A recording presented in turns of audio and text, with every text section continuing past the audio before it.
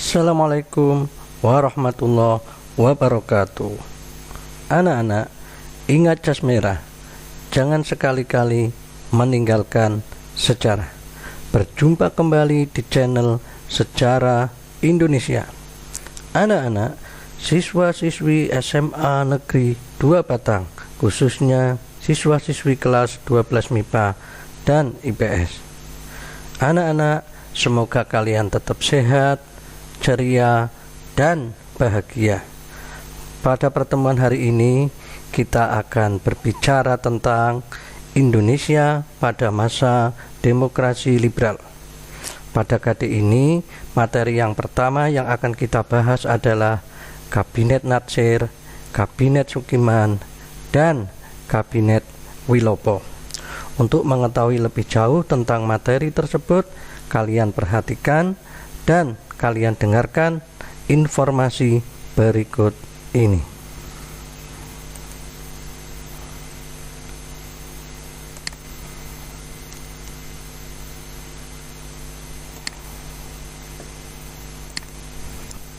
Indonesia pada masa demokrasi liberal oleh Nur Rohim SPD M.Hum, Guru Sejarah SMA Negeri 2 Batang. Bahan ajar Sejarah Indonesia kelas 12 MIPA IPS tahun pelajaran 2020-2021. Anak-anak, tujuan pembelajaran pada pertemuan ke-1 pada kali ini adalah melalui pembelajaran daring, kalian dapat menganalisis program kerja Kabinet Natsir, Kabinet Sukiman, dan Kabinet Wilopo.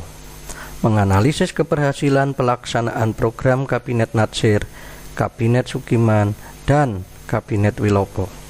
Menganalisis penyebab jatuhnya Kabinet Natsir, Kabinet Sukiman, Kabinet Wilopo, dan merekonstruksi perkembangan kehidupan politik dan ekonomi bangsa Indonesia pada masa demokrasi liberal, serta menyajikannya dalam bentuk laporan tertulis, serta terbentuknya sikap jujur, disiplin, tanggung jawab, peduli, gotong royong, kerjasama, toleran, damai, serta sikap santun, responsif, dan proaktif. Nah, anak-anak, berikut adalah gambar dari Kabinet Natsir yang memerintah sejak 6 September 1950 sampai 27 April 1951. Nah, anak-anak, Kabinet Natsir. Program kerja Kabinet Natsir. 1. Menggiatkan usaha keamanan dan ketentraman. 2. Mencapai konsolidasi dan menyempurnakan susunan pemerintahan. 3. Menyempurnakan organisasi angkatan perang. 4. Mengembangkan dan memperkuat ekonomi rakyat. 5. Memperjuangkan penyelesaian masalah Irian Barat. Nah, anak-anak, berikut adalah menteri-menteri Kabinet Natsir bersama Presiden Soekarno dan Wakil Presiden Muhammad Hatta.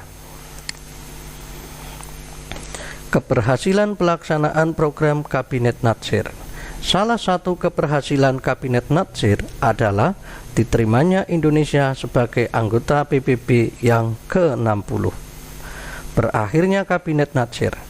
Adanya mosi tidak percaya dari PNI menyangkut pencabutan peraturan pemerintah mengenai DPRD dan DPRDS. PNI menganggap peraturan pemerintah nomor 39 tahun 1950 mengenai DPRD terlalu menguntungkan Masyumi. Mosi tersebut disetujui parlemen sehingga Natsir harus mengembalikan mandatnya kepada Presiden. Kemudian Kabinet Sukiman sejak 27 April 1951 sampai 3 April 1952. Berikut gambar Kabinet Sukiman. Program kerja Kabinet Sukiman. 1. Menjamin keamanan dan ketentraman. 2. Mengusahakan keamanan, kemakmuran rakyat, dan memperbaharui hukum agraria agar sesuai dengan kepentingan petani.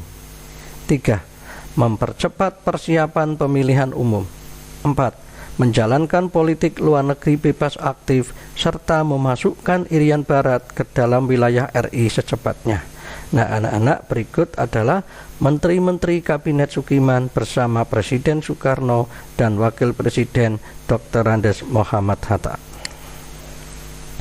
Kendala atau masalah yang dihadapi Kabinet Sukiman mengenai pemberian bantuan ekonomi dan militer dari pemerintah Amerika kepada Indonesia berdasarkan Ikatan Mutual Security Act atau MSA, di mana dalam MSA tersebut pembatasan kebebasan politik luar negeri RI karena RI diwajibkan memperhatikan kepentingan Amerika.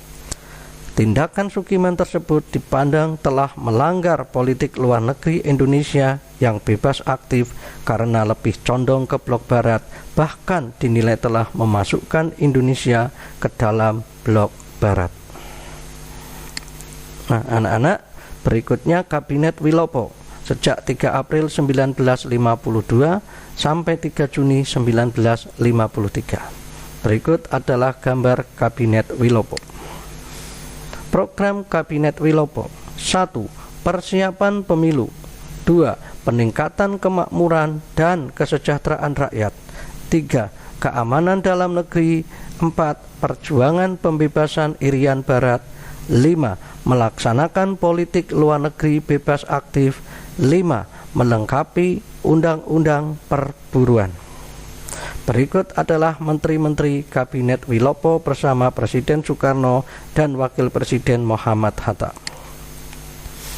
Kendala atau masalah yang dihadapi Kabinet Wilopo: terjadi peristiwa 17 Oktober 1952 merupakan upaya pemerintah untuk menempatkan TNI sebagai alat sipil sehingga muncul sikap tidak senang di kalangan partai politik sebab dipandang akan membahayakan kedudukannya.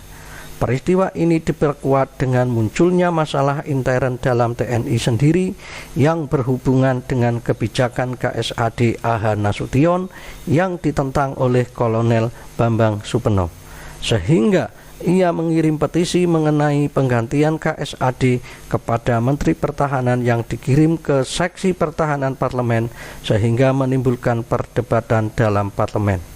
Konflik semakin diperparah dengan adanya surat yang menjelekkan kebijakan Kolonel Gatot Subroto dalam memulihkan keamanan di Sulawesi Selatan. Nah, berikut adalah gambar tentang peristiwa 17 Oktober 1952.